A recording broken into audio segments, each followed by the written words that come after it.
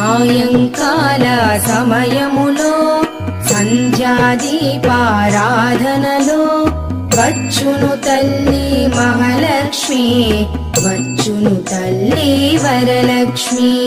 కాళ్లకు గజ్జెలు కట్టింది, మెడలో హారము వేసింది, పిలచిన వెంటనే పలికింది, అడిగినదంతా ఇచ్చింది.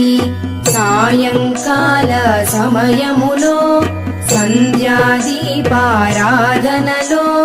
వచ్చును తల్లి మహాలక్ష్మి, వచ్చును తల్లి వరలక్ష్మి.